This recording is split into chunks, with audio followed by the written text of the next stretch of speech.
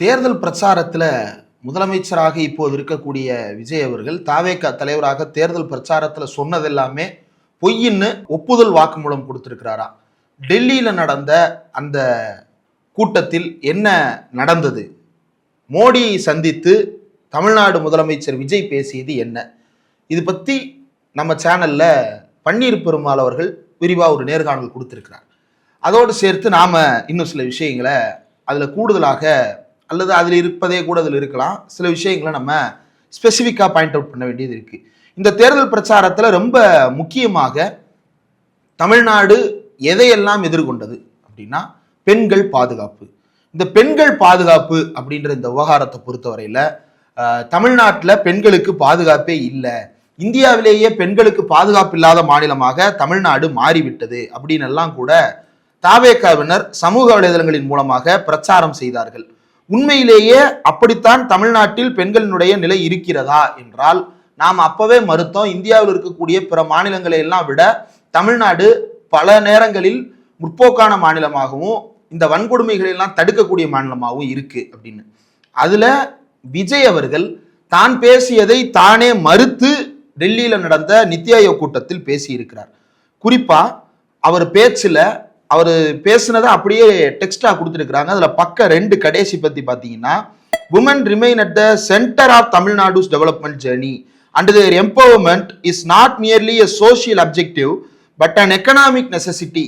இது not merely an economic necessity but a social objectiveனு வந்திருக்கணும்.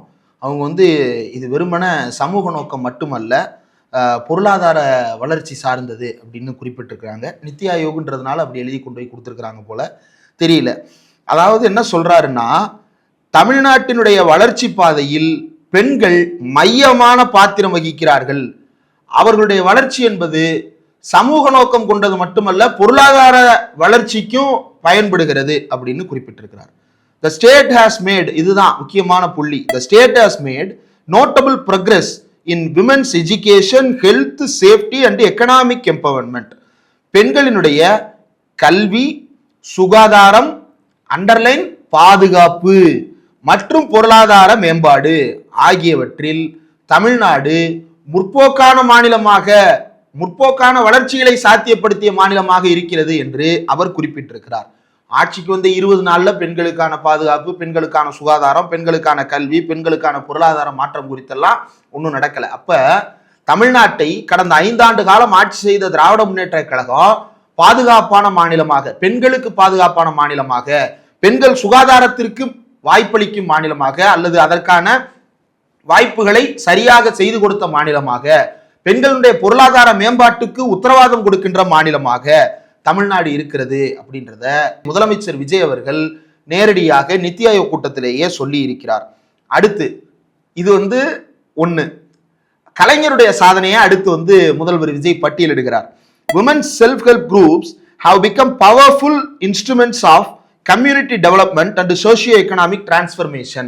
நாம இதை தான் பல தடவை சொன்னோம். பெண்களுடைய வளர்ச்சியில ரொம்ப முக்கியமானது பெண்கள் சுய உதவி குழுக்கள். ஏன்னா வேலைக்கு போகின்ற பெண்கள், வீட்டில் இருக்கக்கூடிய பெண்கள்னு 2 தரப்பா எடுத்துக்கிட்டோம்னா, வீட்டில் இருக்கக்கூடிய பெண்களுடைய எண்ணிக்கை இந்தியா முழுக்க அதிகமா இருக்கு. அப்படி வீட்டில் இருக்கக்கூடிய பெண்களுக்கு என்ன மாதிரியான முன்னேற்றங்களை, மேம்பாட்டை இந்த அரசுகள் கொண்டு போய் சேர்க்கிறது என்பது ரொம்ப முக்கியமானது. அதுதான் குடும்ப சூழலை ஆரோக்கியமானதாகவும் அடுத்த கட்ட வளர்ச்சிக்கு தமிழ்நாட்டை எடுத்து செல்வதாகவும் மாறும். அப்படிப்பட்ட சூழ்நிலையில தமிழ்நாடு 1980களின் இறுதியிலேயே, கலைஞர் ஆட்சி காலத்திலேயே மகளிர் சுய உதவி குழுக்களை தொடங்கியது அகில இந்திய அளவில் ரொம்ப ரொம்ப முக்கியமான ஒரு முன்னெடுப்பு. இந்தியாவிலேயே வேற எந்த மாநிலமும் செய்யாத அளவுல தமிழ்நாட்டில் கலைஞர் தருமபுரியில தான் பெண்கள் சுய உதவி குழுக்களை தொடங்கி வைத்தார். அப்படி தொடங்கி வைத்த திட்டம் இப்போது வரை நடைமுறையில் இருக்கிறது. போன ஆட்சியில ஒரு மாநாடே நடத்தினாங்க. பெண்கள் ஏறி சாட்சியம் சொன்னாங்க. என்ன சொன்னாங்க? நாங்கள் எப்படியெல்லாம் பாதிக்கப்பட்டோம், இந்த சுய உதவி குழுக்கள் மூலமா நாங்க இன்றைக்கு எந்த அளவுக்கு முன்னேறி இருக்கிறோம். கணவரால் கொடூரமாக சித்திரவதை செய்யப்பட்டு கைவிடப்பட்ட ஒரு பெண், ஆட்டோவில் பொருட்களை ஏற்றி சென்று விற்பனை செய்து வந்த பெண் இன்றைக்கு சொந்தமாக கார் வைத்து ஒரு பெரிய தொழில் முனைவோராக அவர் மாறி இருக்கிறார். இதன் மூலமா சுய உதவி குழுவின் மூலமாக. அப்ப இதுதான் பெண்களுடைய உண்மையான முன்னேற்றம்னு நாம சொன்ன போது தாவேகாவினர் மறுத்தாங்க.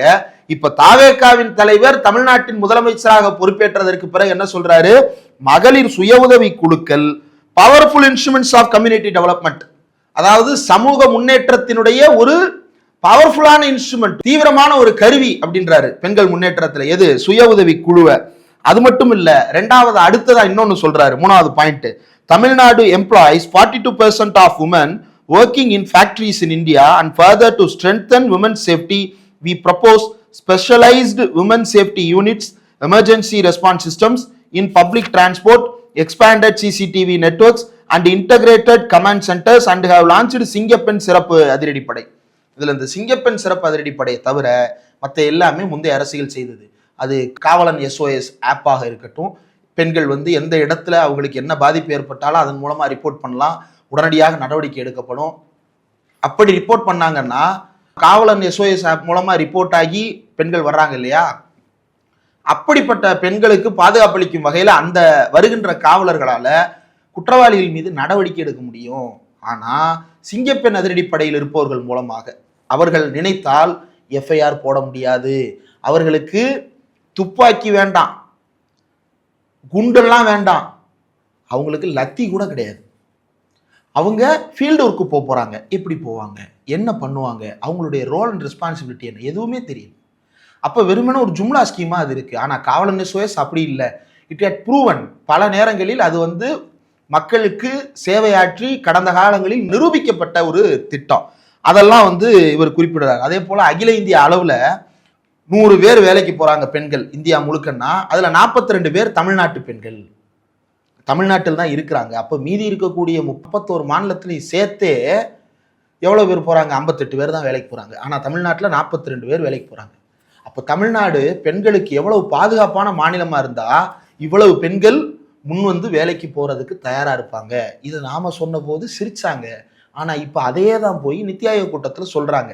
அப்ப ஆட்சிக்கு வருவதற்கு முன்பு ஒரு பேச்சு, ஆட்சிக்கு வருவதற்கு பின்பு ஒரு பேச்சு, கையில் இருப்பது ஒரே ஒரு மாற்றம் தான், விசிலுக்கு பதிலாக ஸ்டிக்கரை எடுத்துக் கொண்டிருக்கிறார். இத திமுக காரங்க விமர்சிச்சா ஜெயலலிதா திட்டத்துக்கு ஸ்டிக்கர் ஒட்டிட்டாங்க. சுய உதவிக்குழு யார் திட்டம்? சுய உதவிக்குழு கலைஞருடைய மனதில் உதித்த திட்டம். அந்த திட்டத்தினுடைய பலனை தானே நீங்க பட்டியல் போட்டு பேசியிருக்கீங்க, powerful instrument for community development அப்படின்னு. பொருளாதார வளர்ச்சி, தமிழ்நாடு பொருளாதார ரீதியாக வளர்ந்த மாநிலம் அப்படின்னு சொல்லும் போது கிக்கி பிக்கி பண்ணாங்க, கடன் இருக்குன்னாங்க. இன்னைக்கு என்ன சொல்றாங்க? இந்தியாவின் 2வது பெரிய பொருளாதார மாநிலமாக திகழும் தமிழ்நாடுன்னு தான் தொடங்குறாரு உரையவே. அப்ப தமிழ்நாடு வளர்ந்திருக்கிறது என்பதை ஒப்புக்கொள்ளுகிறார். அடுத்து நிதி பொறுப்புணர்வு, சமூக முன்னேற்றம், மக்கள் தொகை கட்டுப்பாடு, இதிலெல்லாம் சிறப்பாக செயல்பட்ட மாநிலங்கள் எந்த வகையிலும் பாதிக்கக்கூடாது. இதுதான் ஸ்டாலின் சொன்னார். இது அப்படியே ஸ்டாலின் சொன்னது. தமிழ்நாடு நிதியை சரியாக செலவு செய்கிறது, அதை வைத்து சரியாக சமூக முன்னேற்றத்தை சாத்தியப்படுத்தி காட்டியிருக்கிறது, மக்கள் தொகையை சிறப்பாக கட்டுப்படுத்தி இருக்கிறது, இந்த மாநிலங்கள் எல்லாம் பாதிக்கப்படக்கூடாது அப்படின்னு ஸ்டாலின் கேட்டார். அதை அப்படியே திரும்ப கேட்டிருக்கிறார் முதலமைச்சர் சந்திரசேகர் ஜோசப் விஜய். அப்போ போன ஆட்சியின் மீது இவர் வைத்த குற்றச்சாட்டுகள் எல்லாம் பொய் என்பதை அவரே ஒப்புக்கொண்டிருக்கிறார். இதை நாம வரவேற்க வேண்டும். தமிழ்நாடு முதலமைச்சராக MK ஸ்டாலின் தமிழ்நாட்டை நல்லபடியாக வழிநடத்தினார் என்பதை மக்கள் மத்தியில் ஒப்புக்கொள்வதற்கு திராணி இல்லாமல் இருந்தாலும் கூட இப்ப இதுக்கு பதில் சொல்றாங்க. இதை திமுக ஐடி விங்ல இருந்து இதை பாயிண்ட் பண்ணி கேள்வி கேட்கிறாங்க. திமுக ஐடி விங்கும் திமுக இளைஞரணி செயலாளர் மாண்புமிகு எதிர்க்கட்சி தலைவர் உதயநிதி ஸ்டாலின் கேள்வி கேட்கிறாரு.